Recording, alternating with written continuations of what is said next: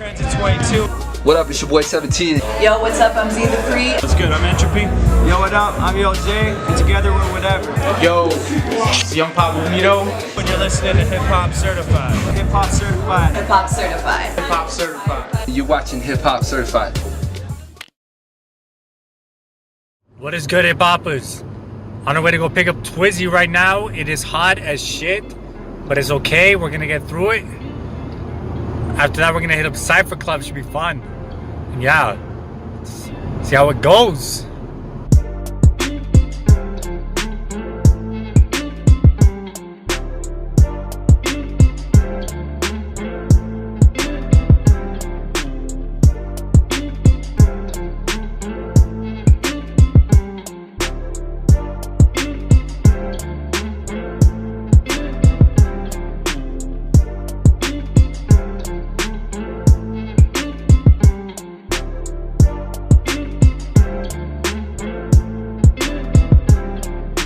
What is good, HipHoppas? It is Esteban Xound here with Hip Hop Certified's The Drive-By. Now today we have a very, very special guest, and I don't say this just for gas. I say this truly. This man is an MC, a businessman, Ooh. a lawman, Ooh. an artist. Ooh.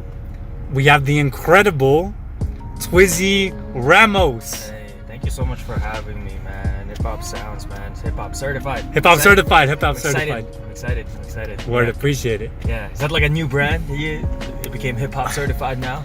So Instead of the Esteban Xound? yeah, we've gone Okay. into like a little bit of a rebranding at the beginning of the year. That's kind of good though. So- I like the Hip Hop Certified. Hip Hop Certified, yeah, for sure, dog. It's easier to remember too, and it's easier to what was I gonna tag him in? Because you shared my album yesterday, the other day, and it connected with me faster than the X-Sound movement than how you had it. Word. Yeah, and it was easier for me to remember, so it'll go that way as well. I'm guessing with everyone else, so it's good. I like the rebranding. Sometimes we gotta go through that. Appreciate it. Yeah, man. Well, I want to start off with telling two stories. Okay. I want to take you back a little bit. Okay. The first story that I want to tell is the time I saw you at the courts. Okay. It was in the middle of winter. Okay. It was in the middle of winter. And if you guys don't know, like around that time I was dealing with fucking a disturbance charge that I had got from not my last work, but my previous work from that. Oh shit. I had a disturbance charge and the charges got dropped. It was total bullshit anyway, but I was dealing with that at the time. Good. And I was at the courts waiting to talk to the lady behind the glass. Oh yeah, you hit me up. Yeah. I didn't see you. Okay. What floor were you? I think this is the third floor, fourth floor. Okay. Oh, right. This is a couple weeks ago, right? No, this was like months ago, dog. Oh, is it months ago? Oh, Yes. shit, okay. And, okay, for you guys that don't know, like, the downtown courts is a very professional place. Oh, yeah. You know what I mean? Like, Oh, yeah. this is like people, like, the city job, like, you want to be good benefits, all that shit, right? Yeah, and I still roll up looking like green hair, purple hair shit, and looking like Joker every time I walk Dog, in. Every yes. time. Yes. That's why I stick out, like, you saw me right away, probably when you're at the court. Absolutely. Yeah. I'm chilling and I see a guy with like purple or green. And I still roll up looking like that. And I was like, You oh, work shit. here? Yeah, Shit, dog. yeah. I was like, oh shit, is that Twizzie? And fucking, I hit you up immediately. And I was like, yo, are you downtown? You're like, yeah, bro. Yeah. So many people hit me up like that. That's why it's like, I didn't remember if it was like a couple weeks ago or months ago. But a lot of rappers hit me up and just be like, oh, is that you that I just saw and stuff like that? And just like artists and stuff. So it's really cool. Word. Yeah. But that was super hilarious just to see you downtown. Like just a super random occurrence. But I thought that was dope. Oh, yeah. And then the other story that I want to tell is the first time we met. What was the first time we met? Do you remember? Was it Wreck the Mic? Yes. It was Wreck the Mic, right? Okay, Yes. I was thinking whether it was Cypher Club or Wreck the Mic first. It was Wreck the Mic. That was cool. That was a last minute thing. So I'm glad we actually met there because you caught me at a good time. Like, I was asked 3 hours prior to the event to headline it. Are you serious? Yeah, and I finished my album that day, actually. Wow, that's such a I was trip. finishing my album and I was like, I finished recording and mixing My Funny Valentine, and I was like, oh my god, I love this song so much, I can't wait to play it. fucking moments later, Benny J calls me out. Twizzie, give me a call right away. It's like, oh, we need a headliner. I was like, yo, I just finished a couple songs in the studio. Let me go test them out. I wrecked the mic. And that was the beginning of Space Cowboy. I never played Space Cowboy any time before that. So it like worked out so well. And it was, yeah, so last minute. But I strive for those moments. And see, if I didn't do that, I wouldn't have met you then. So That's cool, it's super cool. dope. Yeah. That's wild how that happened on the same day too, right? That is insane. Yeah, that's how it happened. And I gotta say, like, when you performed, easily. If you guys have never seen this guy perform, Oh, man, much please do yourself a favor and watch this guy perform, because he is a fucking beast on the stage. Dude, much Like, love. bro, you are a beast on the stage. The first time I saw you, that was the first time I even heard of Twizzie. Like, the first time I even saw like I think any of many your music. people as well, because when the Wreck the Mic came, I didn't do a show for like 6 months. Like, I was kind of disappeared from the scene.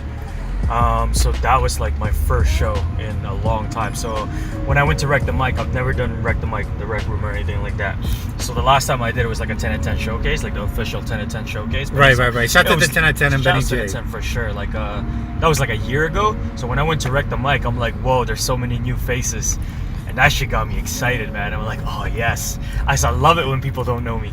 that's what feeds me. You know Exactly, what I mean? and it was perfect, Yeah. right? Yeah. Like, because if you didn't go that day to perform those songs, I wouldn't have got to know who you are, and this wouldn't have been happening right now. Word, You know what I mean? that's Like, very true. Then like you weren't the only one as well. Like there was people that just found out about me based on that show and hit me up for gigs afterwards. So it's like that's why it's hard for me to say no. Shout out to that guy in the Kawhi Leonard jersey we've been in this year, Toronto Raptors. Yeah. That's out of the Toronto Raptors. We getting it tomorrow. For Oh, yeah. sure. Oh, yeah, That's dog. the business. That's the business. But yeah, man. That's why it's like hard for me to turn down gigs like that, especially for people like 10 to 10 and stuff like that, because I know like something always would arise from it. And like this, for example, like who knows if we'd be doing this podcast had that meeting not happened at that time, because you would have met me one way or another, I think, eventually. But I don't know if you would have met me performing. Exactly. Right. So you would have made, maybe you would have had a different impression. You know what I mean? Exactly. Vice versa as well. Exactly, I agree. And the first impression I got was just like, holy shit, this guy is killing a stage. Word, that was Like, so fun. So, That was so fun. I want to ask, because I was watching some of your videos from 2012. Oh shit! We're digging. Okay. We're digging. And I saw like in your live performances, like you still had the same energy back then that you do now. And I mean that I almost was wondering what video you saw. it was the song about bitches. Oh, with Prey. Shout out to Prey. Okay. That was the swag era. I call that the swag era. Okay. I call that the swag era. Oh no, your look was totally different at the time. That was the swag era, man.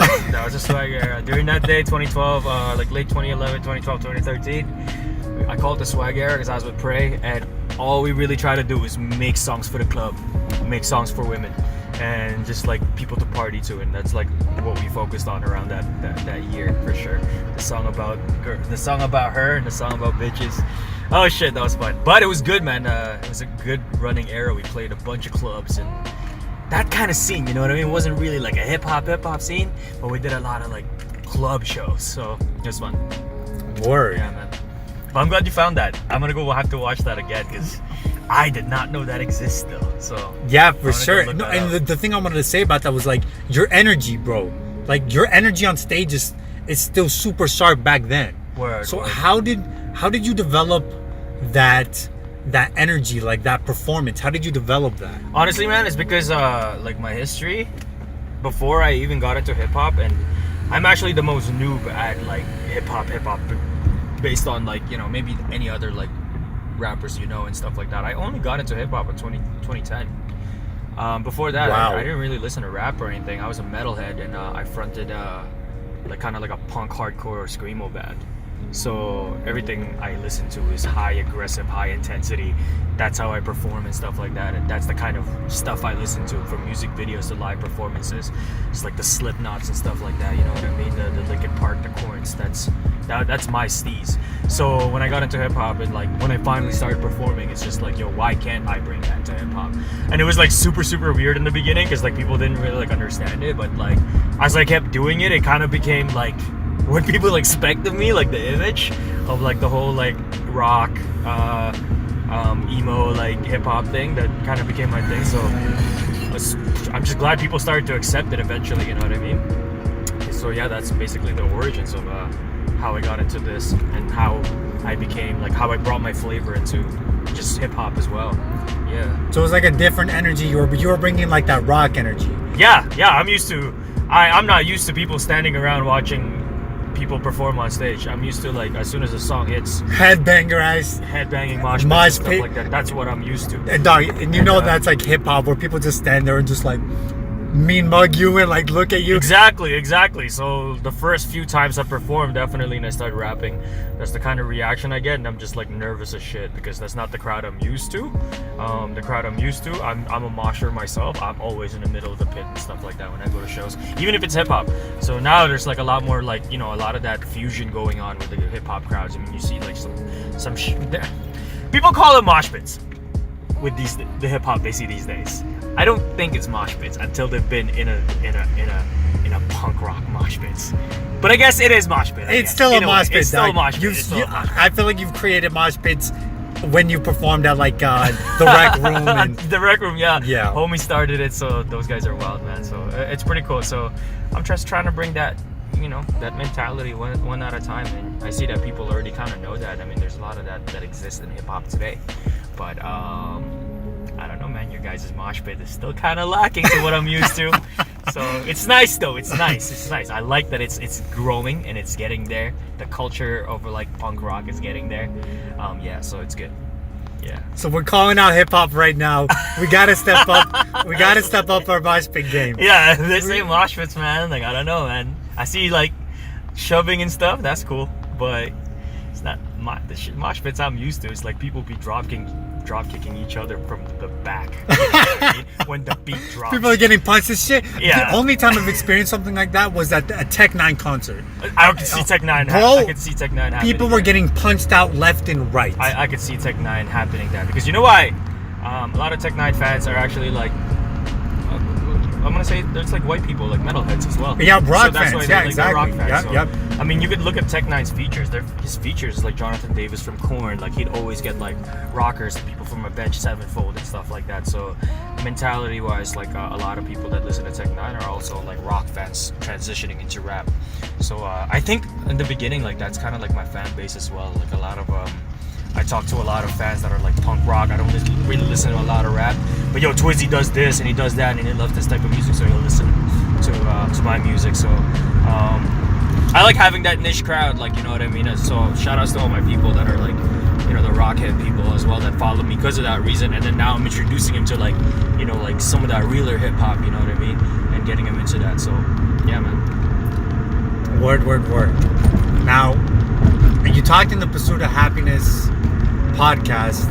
Shout out to the Pursuit of Happiness. I was doing some digging, and you spoke about being the only Filipino rapper in King of the Dot at a moment. At the time,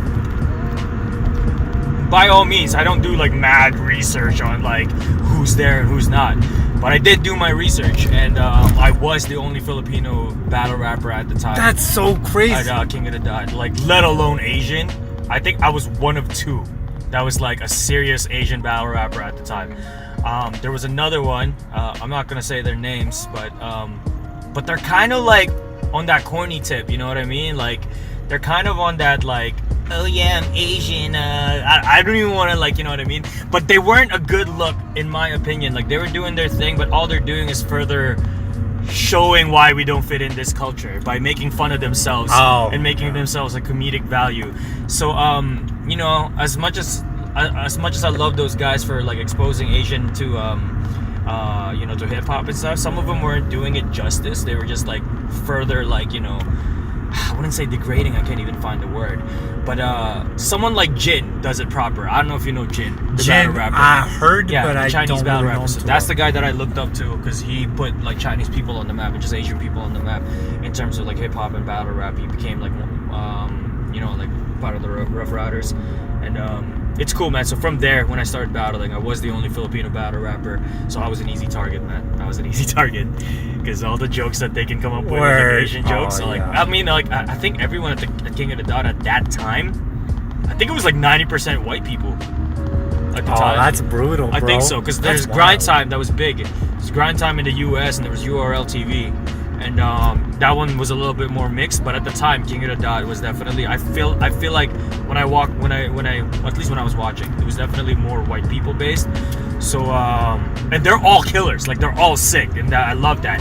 I'm not saying like No, shout out to white people. Oh, dude, yeah, shout out to white people. And they're good battle rappers. They're some of the best battle rappers in the world.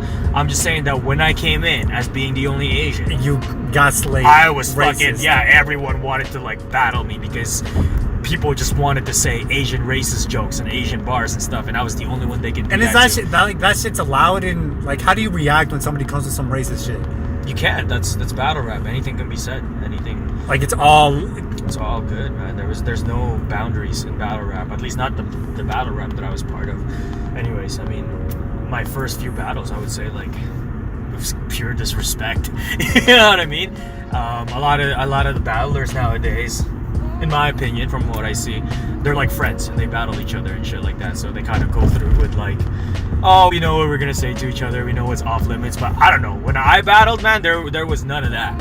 So it was all out, and then when people would say racist Asian jokes, everybody would just love it because the crowd don't hear that often, you know. What And I mean? it's not offensive to them either. It's not offensive to them, right? Yeah, exactly. There's not a lot of Asian in the crowd. So when I started battling, I was the guy in Calgary, at least. I started bringing fucking 15, 20 people, like, Filipinos and Asians to the door, and they were selling tickets because I started being on the card. So I guess because of that, it gave me some clout, and they're like, okay, we'll put Twizzie as like headliners and stuff like that. Maybe because of ticket sales, I don't know, because of interest, because I was like one of the few battlers that was Filipino, or like the only one at the time. So I think it helped me out. And then because of that reason, I had a huge support from the Filipino community, not just in Calgary, Canada, but eventually when it got discovered in the Philippines. So shit just started getting viral at that time because there wasn't really anyone out in Canada doing it that's like Filipino. You know what I mean? There's one Filipino rapper, battle rapper in America. There's a couple of them that was really, really good, but in King of the Dot at the time, I think I was the only one. Yeah, so it helped me out. How do you think Filipinos have evolved in hip-hop up to this point? Oh God, man, like, and I think I saw this on Rubik's interview with you. And I want to bring this up just because, Yeah. like, I think this is important, you know what I mean? Yeah, because Asians, Filipinos are the most Americanized, like, kind of like, because U.S. lived there for a very long time, right? So they were introduced to hip-hop music before, I think, anyone else in Asia.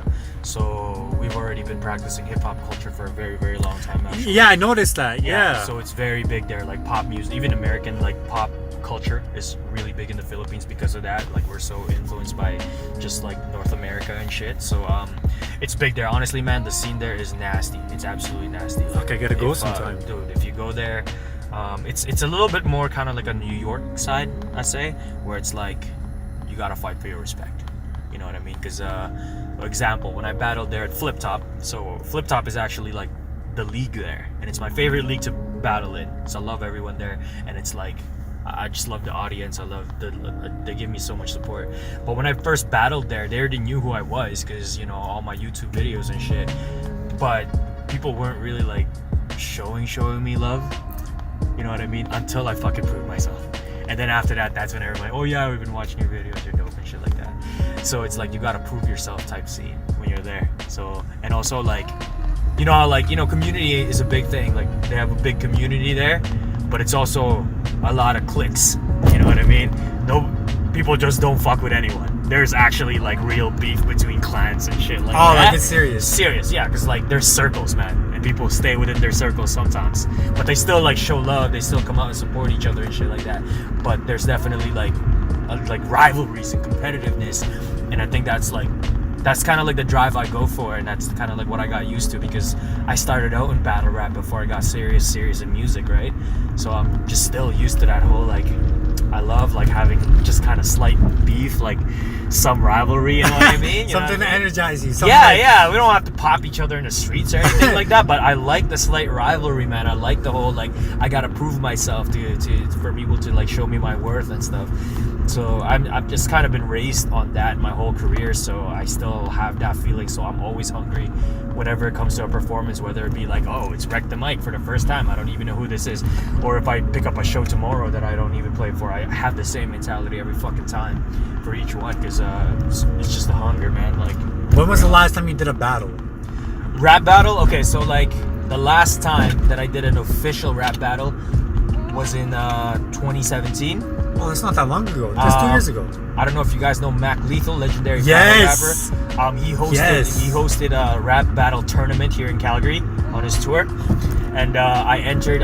It was a 8-man tournament. Yeah, it was an 8-man tournament, and I expected nothing out of it. Like, honestly, I just heard that there was $1,000 prize. So I'm like, okay, I'm not even gonna, like, I didn't expect to like win or anything, but because there's $1,000 on the line, I'll do it.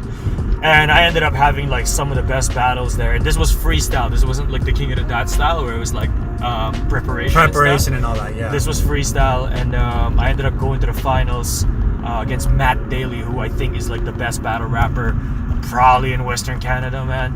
And I always like looked up to that guy to beat him. And it was heated, man, because it's like the tournament, right? So I almost went to the finals with Rubik's. So it's like Rubik's won his first battle. I forget who he battled. But I battled Cheddar Cheese, and I'm like, fuck, I'm gonna lose to Cheddar Cheese. Everyone loves Cheddar Cheese. Somehow Wait, Cheddar Cheese from Calgary. Yeah. Wait, the producer? He's a producer. Yeah. He's sick. Everyone loves him. So I thought I was gonna get destroyed by him. Somehow I pulled the win on that one. Went to the semis, won that one, then went to with Daly. But I thought it was gonna be me and Rubik's in the finals, because every time me and Rubik's enter a battle rap tournament, we always end up in the finals. And we always end up separate seats for somehow, and we always end up in the finals. And it's always tied. Like, sometimes he'll win, sometimes I'll win. Like what I was saying to you before, I'm a total different, like, kind of just rapper, freestyler from him. Well, yeah, definitely. Way two different styles. Yeah, he has consistency, and he has, like, he's always flowing. He never runs out of, like, ideas and shit. While me, it's like I come out in bursts. Like, sometimes I'll be like just okay, but then sometimes it'll be just blackout. So it depends on the day. Like, I could never say like who's the better of us or anything like that. I think it really depends on the day, the time, the place. Right. And at that time, that was the last one I did. I almost won $1,000. It went to like double overtime or something. Wait, you guys ended up in the finals? No. Me and Matt Daly ended up in the finals. The guy that I was saying, like, I think who's like the best battle rapper, I think, in like the Western Canada. Oh, okay. So Rubik's didn't end up in the finals. No. He battled Daly. So Daly. Daly beat him for kind of slaughtered him on the semifinals. Kind of, Oh, because I think what Rubik's was saying, that he was overthinking everything. Like, he was overthinking beating him, that he wasn't in his game. And Daly, just chill the way he is, just kind of like, yeah, it was just like, I think he got him. Might have to ask Rubik's about that. Yeah, man, he'll tell you about it. Like, I always support my boy and shit like that, but we're honest enough to tell each other, like, yo, I'm sorry, man, he got you. And that was one of those times, like, yo, he totally got you. Word. But don't worry, I'll kill him in the finals for you. And I thought I was going to. And it was, like, really, really close. The rebuttals were there, and it went, like, double overtime or something like that. And I was so close to that $1,000. And it was funny, like, Daly actually, like, whispered to me right before the battle started. And I have huge respect to that guy. But he's like, yo, if you call it right now, I'll split the money with you. Wow. But I'm like, you know what I mean? But I'm like, no, fuck that. I'm trying to go for it. I want the stack, you know what I mean? There's no like, let's call it right now. So I went for it. But now I kind of wish I did, because that would have been $500 on my bag. But still, whatever, man. Like, he deserves it. He won it? He won it. I was so close, but it just shows that I haven't truly mastered the game yet. There's still room for improvement if I can still lose.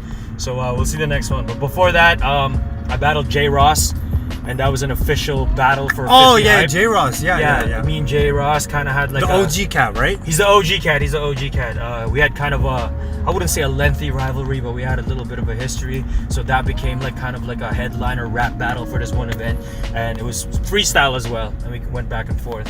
But he gonna say he won that one, but no, he did not. Watch the video, dog. But anyways, anyways, it was a good battle. Before that, everything else was like kind of King of the Dot and stuff like that. I just like, I'll come back if the money's right at this time. That's what I was gonna ask. Yeah. Well, how much would it take for you to come back? I can't put an exact price. But it will be worth a trip for me. Like I get a vacation out of it.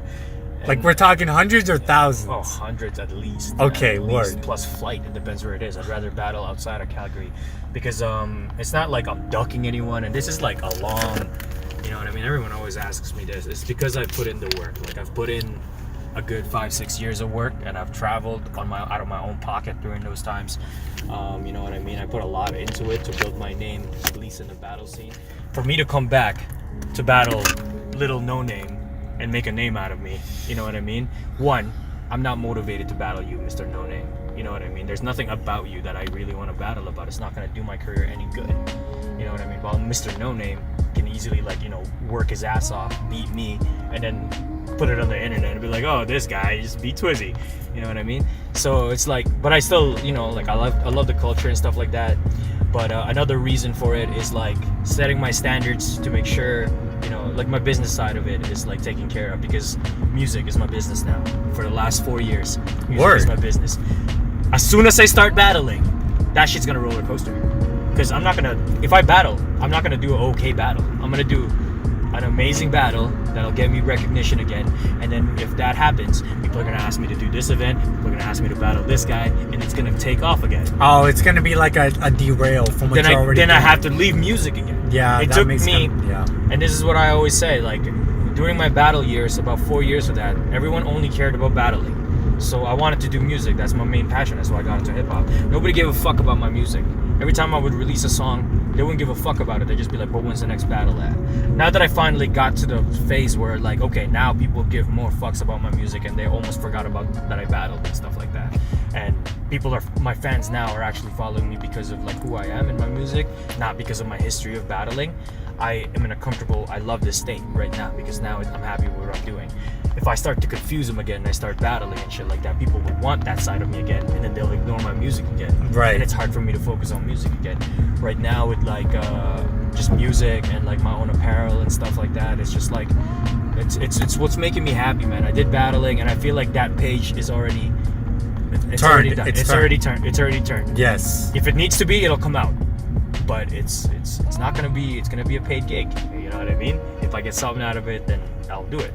But the page has turned. It's hard for me to find the motivation to be that same like animal at those years, because at those years I didn't have musicality as much yet. Music wasn't my focus, so all I cared about is eating people and just like fucking killing people and dissing everyone. Now it's weird, because now that I'm I guess more mature or older, I start teaching kids now, so I'm, you know, performing hip hop, and I'm kind of like, you know, I'm always like teaching youth. It's weird to tell them, you know, they go look me up and they see me on YouTube. It's not a good look for me to have, especially with my fan base right now and what I'm doing. So just like it's more difficult. It's easier if you're kind of like, you don't really have a discography, you don't really have a resume, because you can say whatever the fuck you want, right? Like there's no backlash or anything, right? But now that I've kind of built like a fan base, you're gonna get a backlash. A brand. Yeah. Now it's like everything they say against me, you know what I mean? They start talking about my brand and stuff like that. That can hurt anything. You know what I mean? While they have nothing to like really go off of, it's hard for me to like really attack them. So I would always say, for me to return, it has to be a dream matchup. It has to be a battler that I truly respect, that I know will create a classic with, or someone that I just absolutely hate. Like, I think it's whack, but I'll do it for the cheese. You know what I mean? Or you know, go for the culture, dog, to take them out. We have to, man. We have to. Or someone that has like equally as much to put up as me, I think. You know what I mean? As much to lose as much to lose, yeah. Exactly. But right now it's like, I don't know, man. I'm happy. It's been 4 years since I did like a legit like King of the Dot, flip top, like big stage, you know, battle, like headliner kind of thing. So I've been pretty happy with just not talking about that, because at that time I go perform a show, instead of people buying my CDs, I got these rappers calling me out to battle. I'm like, it's not what I want to do. I can't even go to a hip hop show with them without being called out. So you know what I mean? Let's get into a bit of your music then. Hell yeah. Let's get into a bit of your music. Now I noticed, I was going, because shout out to Drink Champs, I kind of learned this from them, but whenever they have a guest on, they listen to their music for a week. Mm-hmm. So that's what I do when I get a guest in. I listen to my music for a week. or I listened to their music for a week That's what you're supposed to do, though. to do the research. And I was going back to your discography, Oh shit! and That's a lot. I noticed whatever was on Tidal and like whatever was on like SoundCloud and YouTube. And I noticed there was a big change sonically from To Destroy Something, Yeah. Beautiful, Yeah. to the first Flowtaku. Yeah, yeah. What was the conscious decision? Honestly, the conscious decision is at that time that To Destroy Something Beautiful. I was in that battle rap phase, and at that time I was trying to keep an image, and that image is like I wanted to be hip hop. You know what I mean? I'm a rapper, Twizzie. I'm this rapper, Twizzie Ramos. So I wanted to like make sure I have some club hits. I have some conscious shit. I didn't have a direction. I didn't have a theme. It was just I was trying to do everything because I was trying to impress everyone in those times. So while I still love those music, like the first album, Dojutsu and To Destroy Something Beautiful, I think I did some good work there. I didn't have a direction. Is all I'm saying. It's like. It's kind of all over the place, and just like I'm trying to hit every subgenre of hip hop without trying to create my own. So at that time, it's like Whoa, that's big right there. It is, because Trying to hit every subgenre instead of trying to create exactly my own. It's almost like I was making music because I enjoy it, but I was more like showing off, like just to show like, oh, I can make trap too, or I can make boom bap too, or I can make personal tracks too, I can make conscious tracks too. Is I was trying to show off my versatility rather than focusing on like how could I use my versatility and experience to create my own sound. You know what I mean? And I wasn't thinking about it then because at that time battling was so hard in focus of my character that when it came to music I was just experimenting. You know what I mean? I was still trying to like get my battle fans to listen to my music in any way that I can. Now it's all like how I do music with how I want to do music, with what's influenced me. As soon as Flowtaku 1 hit and we decided we do this whole Death Note kind of horrorcore but like goth trap thing that I wanted to do back then, it was like, okay, let me bring in my rock influences that I was trying to hide. You know what I mean? Because like being in like that situation where like people research you and then you could be in a battle and stuff like that, I didn't want people to just be bashing my discography and stuff because I'm trying to sell these albums. You know what I mean? I didn't want to be like bashed in battle rap and stuff like that. So I was almost hiding like a big part of myself, and that's one, being a punk rock head, and two, being huge into anime and gaming, like being a fucking nerd. So I kind of just like hid that low key just so that like people didn't use that against me. You know what I mean? As like, there's like talking about street cred and stuff like that. I already get the racist jokes. I already get the Filipino jokes. Why give him more ammo? And that's kind of like the thought that I had all the time. So I always been like, yo, I'll just be careful on like what I post. I'm not gonna show them too. But as soon as I got out of that state and I started Flowtaku, that's when I'm like all me, like all my influences, everything I like to do, from like my anime and like gaming influence to my rock influences, and it's actually what created Flowtaku as a brand and what gave me my own sound, my own personality. And now I'm making music that I like for people that relate to me, which is much better than back then where I was like trying to cater to just strictly hip-hop fans. You know what I mean? So these days it's just like such a better state. I would always say like, man, at this time as well, back then I was trying to make it. And I think that was the big difference in like making music to why it wasn't as fun back then compared to how much fun I'm having now. Because when you're like young and up and coming, you're like, yo, I'm gonna blow up. I'm gonna be a rock star and shit like that. I'm gonna tour. I'm gonna be the next Drake and shit like that. Yes, that's why everyone gets into it at first. It's exactly, because you want to be rich, you want to be famous, you want to be the next Drake or whatever, right? And that was the mindset, and I wasn't gonna stop until I got that. And I still, you know what I mean? I'm not saying I don't want that. I mean, I can use that cheese and stuff like that. But definitely at this age, it's like I do it for me. I do it for my friends. I do it for my family. I do it for what I like. I cater to myself. But back then I was so hard on trying to get views and album sales that I wasn't making music for myself. I was making music to what I think people will like, so what I think will get views. And by doing that, those years was very frustrating for me in making music. I wasn't really all happy with myself because like I'm making these tunes and they're cool, but they're not me really at the end of the day. So it's been cool that the last 3 years I guess now I'm going into with Flowtaku, I just been totally content with my discography from then on. Yeah. Word. Yeah. So then getting into Flowtaku 2, it's called Space Cowboy. That was fun. Yeah. Now, what's the importance of space and outer space Yeah. and the universe to your music? Really, it's based on the anime Cowboy Bebop, which is it's one of my favorite animes and inspired me. It's actually like one of the first ones I watched that got me into anime. And it's very like, it's set in outer space. It's almost future retro. Like everything was frozen in the 90s, but it's still in the future because everyone lives in Mars and shit. And you know what I mean? They travel to Venus and shit like that, and they trade. But that anime and its world really, really inspired me, that I decided to theme my work around it for this one album, because my goal was actually to make an album that was almost had pop sensibilities. Because people know me for the hardcore shit, the bars. Let's do gun bars. Let's do fuck you up bars. Then we do like trap emo. Let's do screamo. Let's headbang on stage. But man, like there's part of me like at that time I was taking dance. I was taking house dancing. I was taking singing lessons. I've been doing singing lessons in jazz when I was a kid. There's this jazz part of me that like really, really wants to come out as well. There's this Michael Bublé and Frank Sinatra in me that really wanted to come out as well. And that's the thing about me as an artist, I guess, is I was never really growing up fixated into one genre. I was exposed to so many genres. I never hung out with one type of group. When I was in high school, I feel like I'm a loner because I didn't have a close group. I was part of the skater kids who listened to punk rock.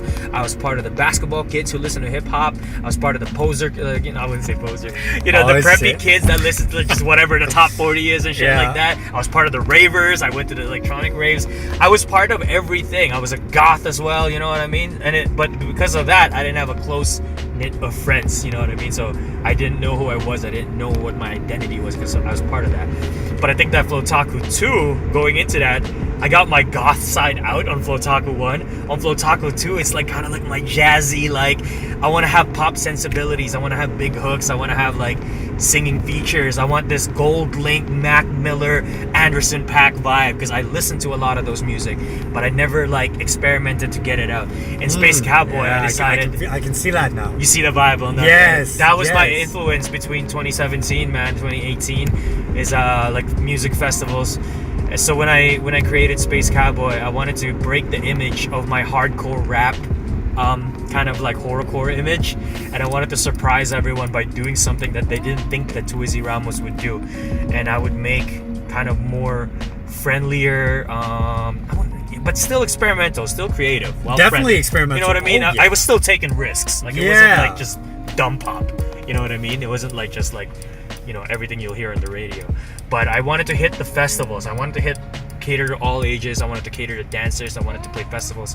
And I was really happy because that's exactly what happened. I aimed for that and I played music festivals. I played electronic festivals. And this is a fun fact. My percentage, I pay attention to this. I always pay attention to the ages and the genders. And your women went up. The women went up like 39%. Back then, my female fan percentage is 3%, maybe 5%. Like in those, because I was hardcore rap, man. Like, you know what I mean? Like girls want like big hooks and shit. They want something that they can like groove to, right? So at the time, like and there's female, that wants like, there's girls that also want like the hardcore rap, like real bar shit. But mostly that's the guys. Exactly. Right. That's the guys looking for that, right? Right. But like, I think it's Tupac that would always said too. Like Tupac is always you gotta get the ladies in it to get the guys in, right? Yes. Yeah, and it's like I also wanted that because like I didn't have female fans, man, and it's like cool that after I made Space Cowboy, I didn't necessarily think about it to make it for the girls like I did songs about like her in 2012, but it just worked out. So like it's really cool because like I love my female fans, man. Like I love all my lady fans because they're so supportive.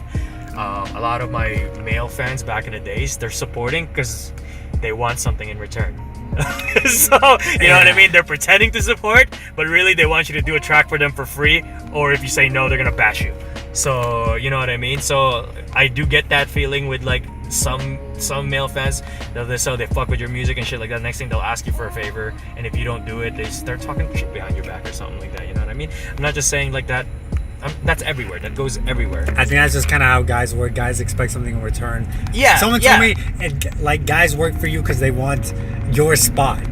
Yeah, You know what I so mean? they Like- kind of like they feed off your energy a little bit and they jump on it, and then you realize they're just trying to take your spot or get something out of you at the same time. So I also I'm not saying I don't appreciate the support from like all my male fans, because there's many of you there and I love them all, but I've had that experience where it's like fake support, man. Then I realized that they haven't listened to a fucking track I made.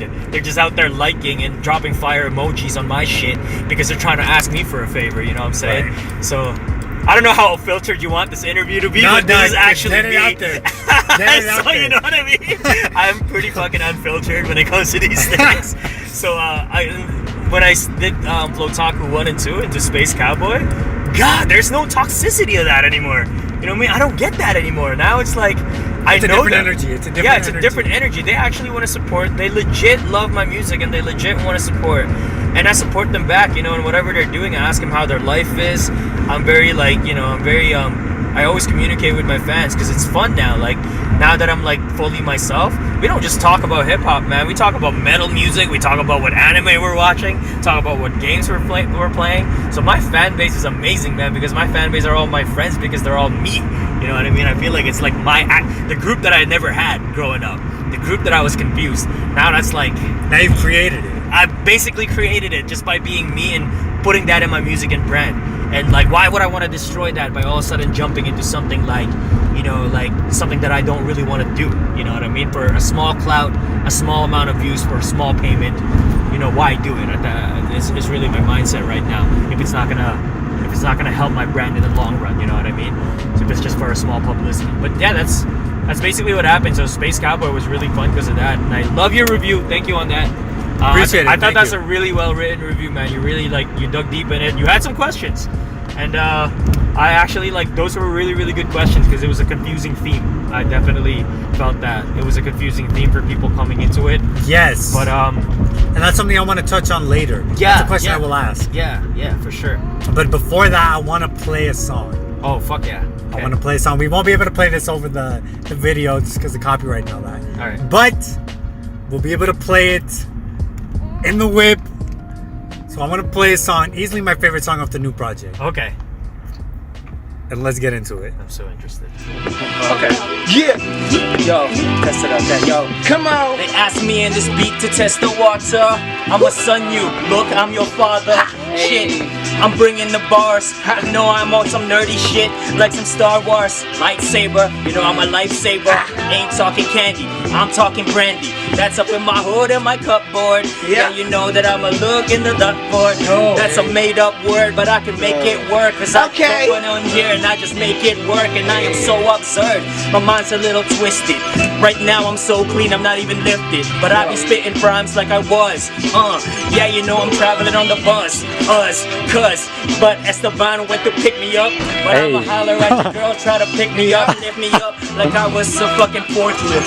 Yeah, you know that I am so horny. No, not really, not right now. So I'ma pass it to him, so I'll put the mic down.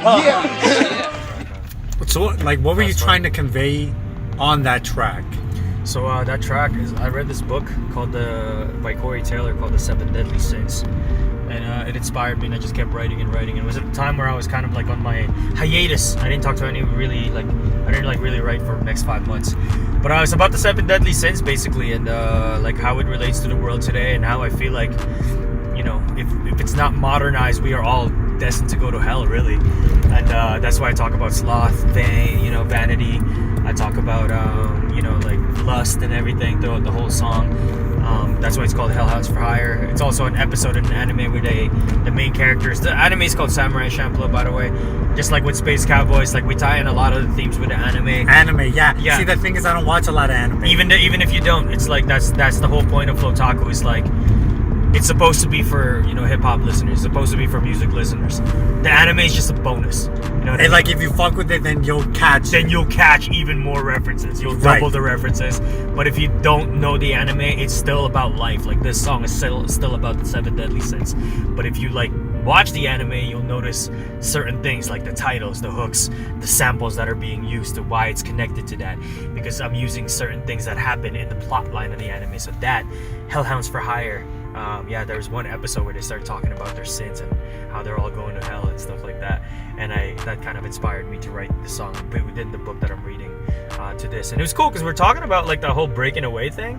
Because I go to that line where I say, "They love me for the rage, so how am I to change? They love me for the rage. That's what I said for days, but not On the page. Because we're saying that I've turned that chapter of battling off my life, but Yes. people want that rage out of me. They just want me to be angry and just talk about like hurting people and shit like that and dissing people.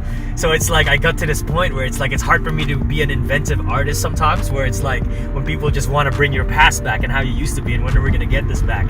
You know what I mean? When you've moved on. So that's part of the lyrics on that. So it's just like rapping is a way. What was the lyric? It's like, so I discovered rap as a way to let out my wrath or whatever, right? So, but In a form of art. in a form of art, yeah, because wrath is a big part of me. It's like anger, rage, and stuff like that. And I use my battling face to get that out and stuff. And while I still do that with music, it's like I'd rather use it in another way with music, right? So, yeah, so that's definitely part of like my first verse, at least on that. And it's funny how we just talked about that. Yeah, so that connects with that. It all ties in together. It ties in, it's all it ties related, in. dog. I love when shit ties in like that, man, especially with conversations and stuff. So it's really cool that you picked that track as your favorite ones. So how did you make that feature with Half Cut happen? Oh, How dude, did that come about? Honestly, like we've been trying to collaborate with each other for the longest time, man. Like he always give me props with my work, man, since like 2013 and shit like that. He's my favorite rapper since I like. Fun fact, yo, we were at the very first 10 of 10 Volume 1. Wow. I was at the very first one. That was like my second show ever. And I was nervous as shit. I was new. I was green. Half Cut was a veteran. He slayed his set. And just from then on, I looked up to him. And I'm like, him and Benny J, I'm like, that's the kind of MC I gotta be. You know what I mean? That's the level I gotta be. I'm gonna do it my own way, but that's the level I gotta be. So I just like kept up with him. I always fucked with all his projects. And we've been talking about collaborating. We actually talked about collaborating. I was gonna get him on Flowtaku too. It didn't happen. And then the timing just kind of worked out for Flowtaku 3. And then I showed him what the theme is for Flowtaku 3. I showed him like some of the beats that I was working with, and he was down with it. So we made it happen, man, in like a couple months. So it was cool. It's fun to have him on the track. And yeah, he's doing things out there, man. He just released a new video as well. So definitely like skillful motherfucker, man. Yes. Yeah. Shouts out to Half Cut. Yeah, shout outs to Half Cut. But also, man, like everyone I worked with on Sunflower Samurai is like some of my favorite artists. There was no this is my second choice on this album. Everyone that was my first choice on my head, like you're gonna sound the best on this, I got them. So it was like it was just like I don't know, it just came about and it was really, really good. It was a fun creation, you know, the way that it came about. It was just, yeah, man, super fortunate in how it all came about. Another feature I wanted to ask about was Rome that you had Rome. on the Lullabies of the Lost. Yeah. Is he singing that part at the end? He is. He's singing the melody. He's singing the interlude. I didn't, because he wasn't in the credits. No, because he's not really like, he wasn't meant to be a feature. Like that song was supposed to be all me. It's just we decided like he's my neighbor actually. Get the fuck out of here. Yeah, it's like not. a 5-minute walk from me, man. Oh, So, shit. Yeah, dude, we're just like 5 minutes away from each other walk, and like I was trying to do that song myself one day, and I was doing that second part. I just did like, I can't find nobody with your groove, but I just couldn't get the melody right. And I asked Rome to just like kind of help me out with it, and I invited him over, and he's just like, yo, I'll just do the part, and I'll just do the interlude and stuff, and he sounded good on it. And I'm just like, yo, let's keep it. So he's supposed to be kind of like a hidden guest vocalist. He's a pretty well-known artist in Calgary too, like but I wanted to be like the surprise. Just like when I saw him, I was like, oh, you fuck with I don't want people to know it's featuring Rome kind of thing. And we agreed on that. We're just like, yo, we just won't tell anyone that you're actually in the song till they see you on the video. You know what I mean? No, and we won't even advertise it. And it worked out perfectly. Yeah, When I saw him, I was like, oh, you fuck with Rome. Yeah. That's so dope. Yeah, dude, thank you. That's how we just wanted to do it, and he was agreeable to it. And it's funny, we played that song live last week for the first time, and no one knew he was at the venue. He was kind of hiding at the back. And then when that part comes on, it's like, you, when I'm with you, he starts creeping in, and he walks on stage, and he starts singing, and everyone just cheers and loses it. Cause like I think that's what we're trying to go for that. Cause like that second part, man, it's hilarious. It's almost like a troll. Like I'm almost trolling like my own followers. It's just letting them know, like, this is Twizzie Ramos. I went from Flowtaku 1 doing death trap to Motown R&B vibe with Flowtaku 2. Never expect anything. Like, I'm about to, like, you know, I'm gonna surprise myself as much as I'm gonna surprise you. So Lullabies of the Lost Part 1 and 2 was kind of like trying to do that in one song. And to give you some feedback on like this new project, I think you you reached the balance of doing both. Doing both. I think with this one, you kind of, this would be so far out of your project. This would be your damn, like, if I had to like, I hate to compare it to like an artist that I know, but like if it was, let's say, you know, like Kendrick Lamar's like projects, you know what I mean? Yeah, the Good Kid, Mad City. I'd say that'd be Rebirth. Okay. I say To Pimp a Butterfly would be your like Flowtaku 2. Oh, okay. And then Damn would be like everything together. Yes, would be this project. Section 80 and Butterfly. Yeah. Because I think this project has a good balance of the of the jazzy sounds as well as the hard trap shit that you went on the first Rebirth. Exactly. Word. I'm glad that you noticed that. I'm glad that people are noticing that, because that was definitely like the goal, is to mix the best parts of Flowtaku 1 and 2 and try to create its own entity as well on 3. So I was calling it for a while after I finished Flowtaku 2, and I'm like, yeah, I'm gonna do a third one, because I really felt like after Flowtaku 2, while I got that you know, kind of the more like vibey, accessible sound, I did get some hate of people missing like the real bars. Like, of like people missing like the heavy shit. And especially, I would say I was one of those guys, because the way you structure your words, and you're very complex.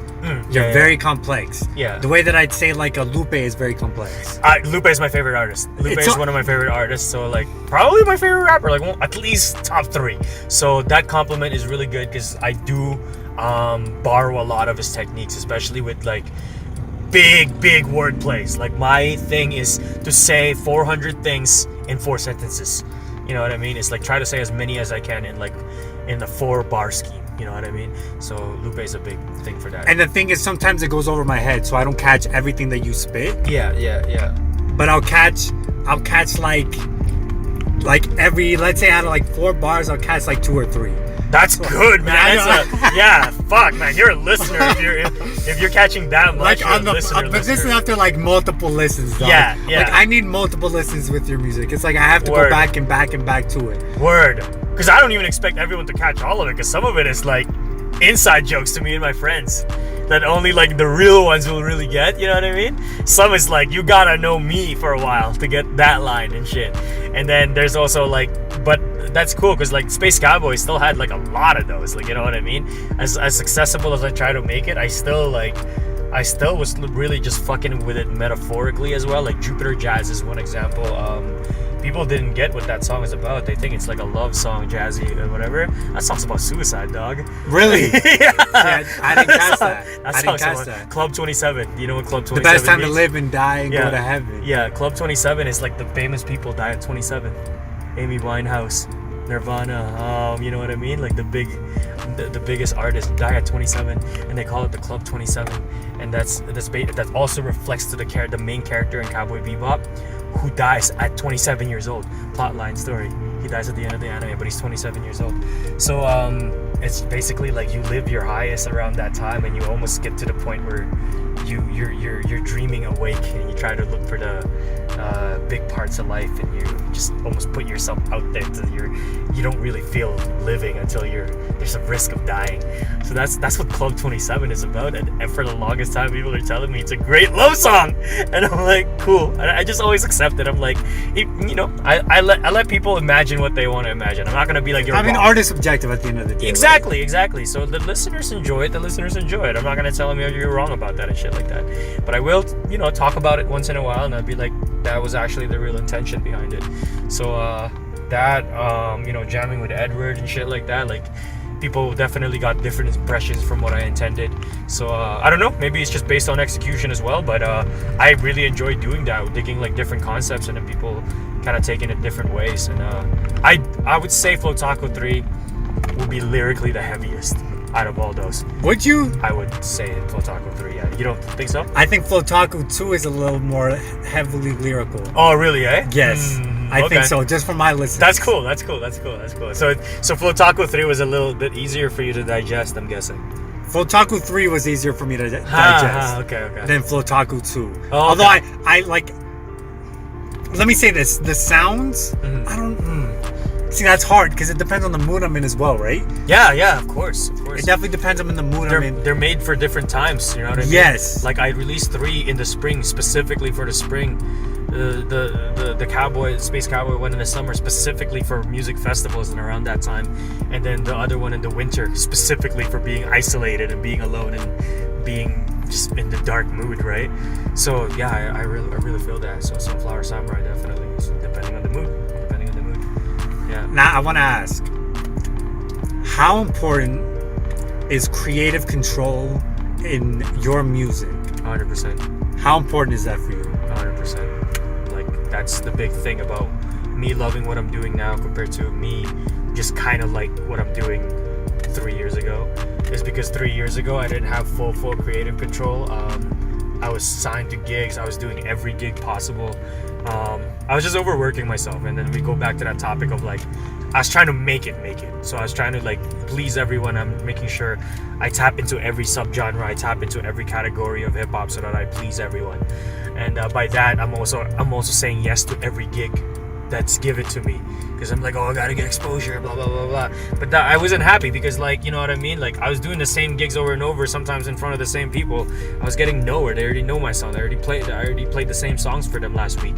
At this time, it's like now I have full say to not only the music I create, but to the kind of shows and gigs that I do, because I want to make sure everything is still interesting and I'm hitting different audiences every time. You know what I mean? I'm never doing the same gig twice. Like for example, if I headline whatever showcase last month, I'm not gonna want to headline it in the next 4 months. You know what I mean? Like that's for them to go look for a fresh new act, because that'll help them as well. Anyways, it'll help them grow and it'll help me grow, because it gives me time to go explore other demographics as well.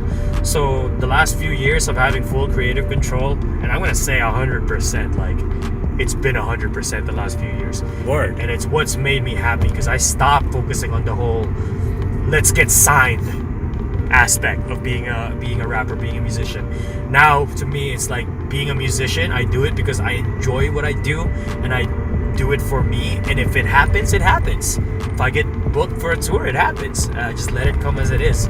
I don't stress myself about like how much money I'm making out of it, how much views I'm getting out of each song I make and stuff like that, because at the end of the day, if nobody feels it, nobody gets the songs and stuff like that, because I made it for me and I feel it, I know that me and like the generations to come, my kids will feel it, because then I'll tell them the story of why I made this song, why I made this album and stuff like that.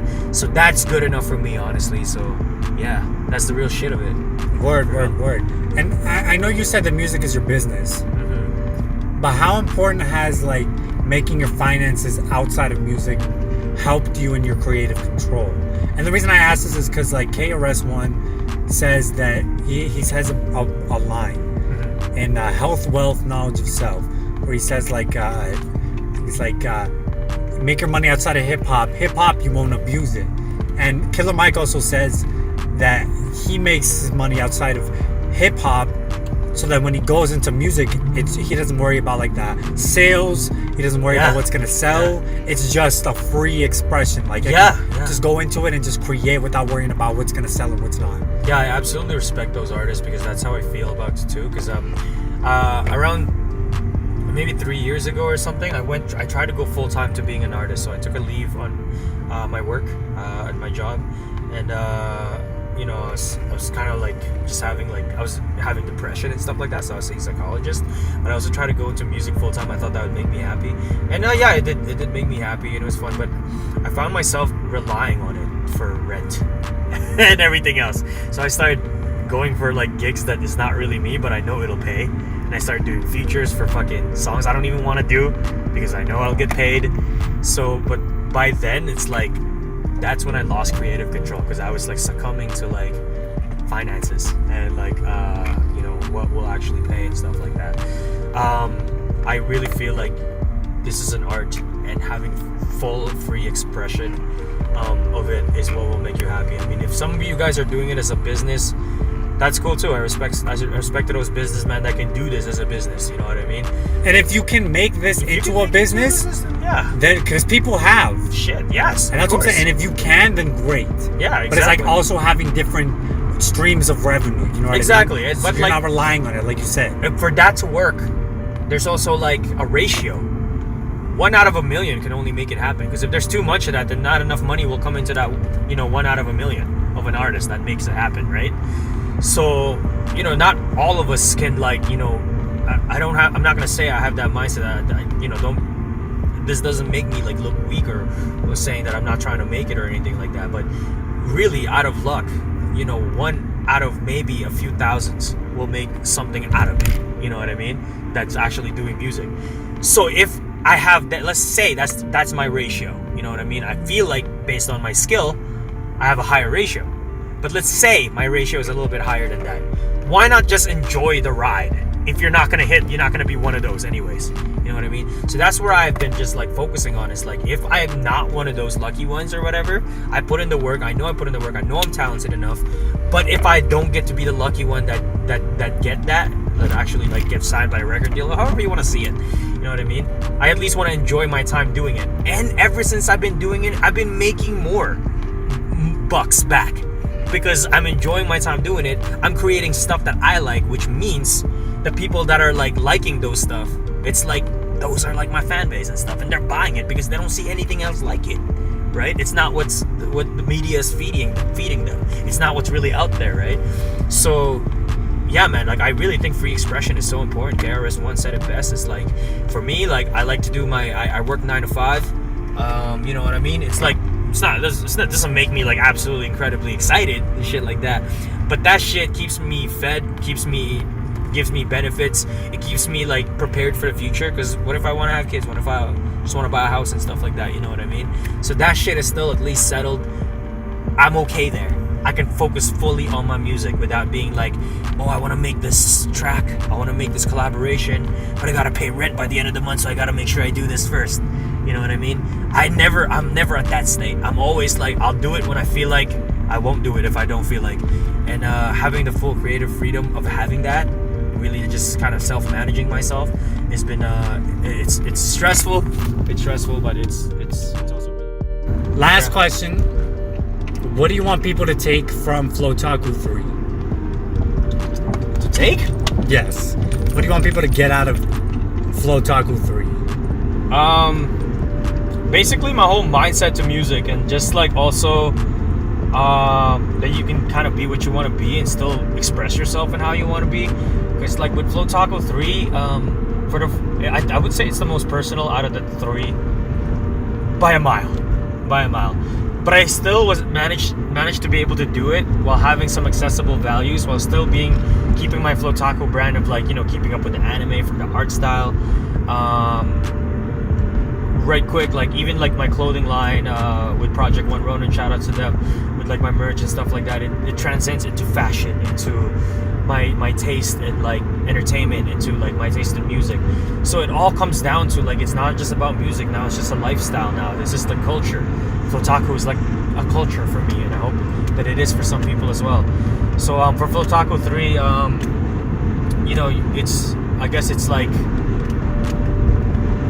it's not always about like the end of the journey, but it's also like the journey itself, because the whole story of Flowtaku 3 is my journey to getting to where I am, really.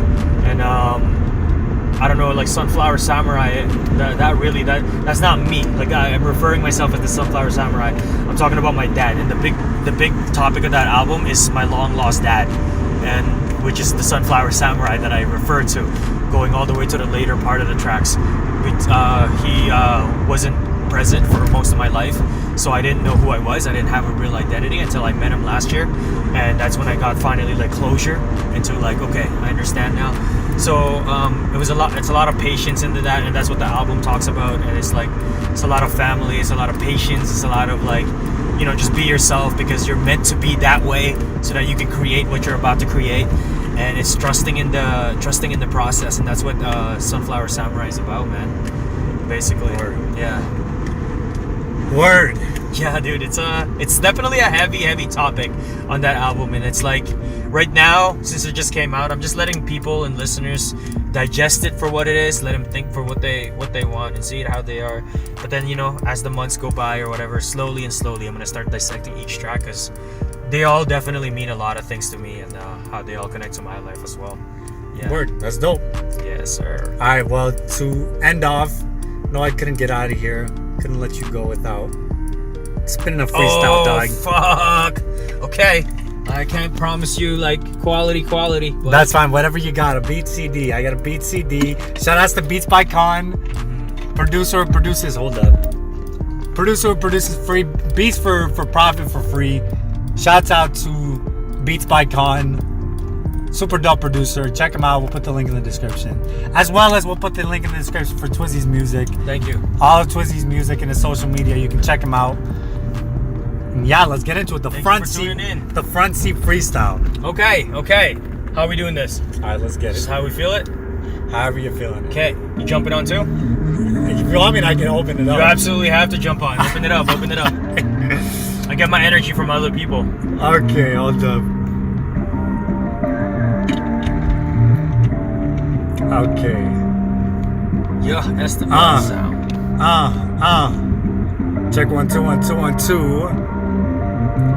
Hold up, man. We doing the drive-by, and we just doing it on Hip Hop Certified. Yes, we chilling with Twizzie. Hold up, man. Shout outs to the rest in peace Nipsey. Yeah. Yes, that was the homie. I wish I got to know him, but it was all by my lonely. Hold up, man, I am not a crony. I am more like a fucking trophy that you wanna grab and put in your shelf. Hold up, man, I do this for some wealth and some health. Hold up, man, and I do it in stealth. I'm low key. Hold up, man, you gotta show me what you got. Man, I'm listening to Tupac while your girl be juggling on two cocks. Oh shit, she's kind of a whore. I just told her, man, come in the 4-door record. My shit is more like a TL. Hold up, man, come and get the detail. Smooth as CL, Smooth and Pete Rock. Smooth. We do this for the real hip hop. Twizzie. I'm here with certified sound. On the way to the south. Fucking opposite of homeward bound for me. So I live all the way to the north. Shout outs to Raptors. I am just a rapper. I wish that I was Drake on the sideline.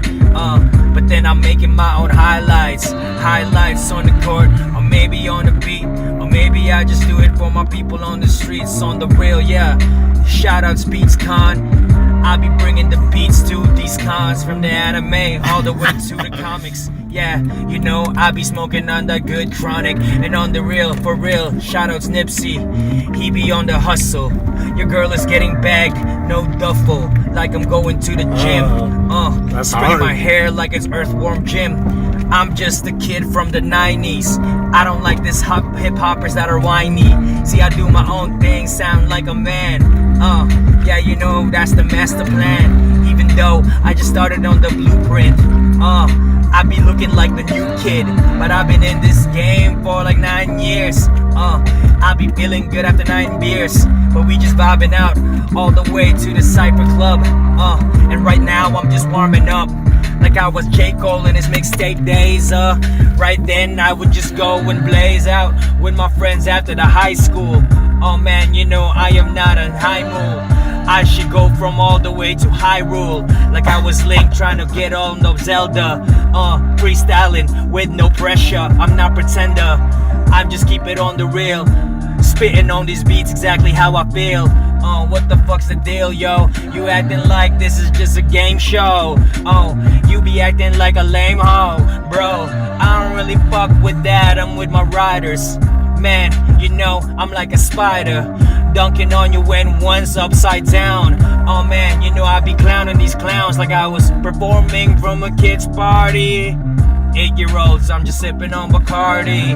Yo, lashing out on you and then body slamming you like I was fucking Bobby Lashley. WWE shit in the ring. I'm up in here, I'm just doing my thing with Esteban. Yeah, you know he's going all illegal like Taliban, blowing you up like it was a terrorist. You know I might go and play some tennis with your bitch and she my terrorist. Oh shit, man, you know we getting into this warm up shit. Now I'll bring it back to him. Oh, dog, you fucking killed that. Dude, that's one warm up. Hold up, play tennis with your bitch and she might tear her wrist. Yeah, dude. Get the fuck out of here, dog. Shit, that's one. Okay. That's hard. You wanna hit it again? Let's do it again. Okay, All okay. right. Esteban Xound. Round Hold two. on. Round two. Hold up, man. You just spit that do I spit that caca. Hold up, man. I do it for the laughs, for the ha. Yeah, he come and do a pee. Man, I just tell him, man, I do it for the freebie. Do it like a frisbee, toss it back and forth. Hold up, man, I just don't have no pork on my fork, cause I'm keeping all halal. Hold up, man, you know the freestyles are allowed. Yes, they are in the whip, and we just talking shit, man. I just jumped off the ship. There was the Titanic, man. I just come and bring it so gigantic. Hold up, man, come get frantic. Oh shit, your shit is like, oh, it's dope. Hold up, man, I came to bring the fucking hope, and I don't really trust in no pope. I'm more like bring the fucking dope and I serve it. Hold up, man, I used to do that on the block, man. I was like, oh shit, gotta switch it up, gotta give it up to the boy Twizzie. Come and get with me. Yo, get with me. He passed it on to me. Ramos, my name is Twizzie, and I'm in this. I'm on my grizzly, like I was coming up blue from Vancouver. Who the fuck is Hoover? I am Hova. Man, you know that I am not Jehovah Witnesses, you know I split this shit. Yeah, you know that I'ma go fucking give you gifts like it was Christmases from the 90s. Yeah, you know, man, I like the beats that vibey. He always tell me like he don't trust the Pope. Oh man, that's why I never had some hope. Really, I'm fucking with that with a hell bounce. Yeah, you know, I bring up with a tail town on the tail, all the way from Philippines. Ain't nobody else here that's as hell as me. Going back to them rap battle days, I was the only one doing it. I just be flowing it, so lucid with it, like it was my dreams. And then I'm cold like it's ice cream. But right now I'm hot in the whip. Yo, I pop in the shit. Yo, I lock with your clip. Yeah. And I be rocking with your clips. And then if you don't like that, then I be popping with the clips. Yo, pop you with the shit. Yo, with my 40s, I ain't talking about a drink. It doesn't give you a chance to even think. I splash out on you all the way to the kitchen sink, like I was puking out the alcohol. Fucking I be out all looking for a brawl, like I was a fucking Irish man in the St. Patrick's Day. But you know that I just wanna go play. They go play my music. This is child's play. No, I'm not Chucky, but you know I'm fucking lucky. Yeah, that I be doing my thing however I want, however I do. However you don't wanna do it, I don't wanna do it either too.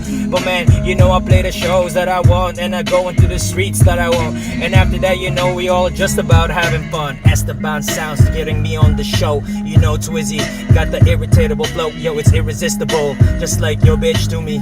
Yeah, you know she just always wanna do me. I can go on that, you can go all rap, but after that, you know, man, you go way all back like a fucking LeBron hairline. Oh man, you know that I drop the bar line like it's drumline. Nick Cannon, I bring the cannon to Mariah. Yeah, you know I'm just like fucking Piranha, the pariah, to all the way to March. Yeah, you know I'm like Rubik's in a cosplay monk. That's last Friday. Oh man, I get freaky with your girl on a Friday, but we ain't really switching bodies. But after that, I'm catching your homie in a body. Hey.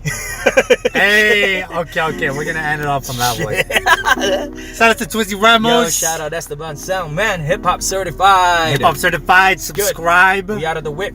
We running into Cypher Club. Going into Cypher Club. Hey, that was a good warm up. Now we ready for Cypher Club. Yes. Yo, all right. Peace. Much love, man. Much love, dude. Thank you. That's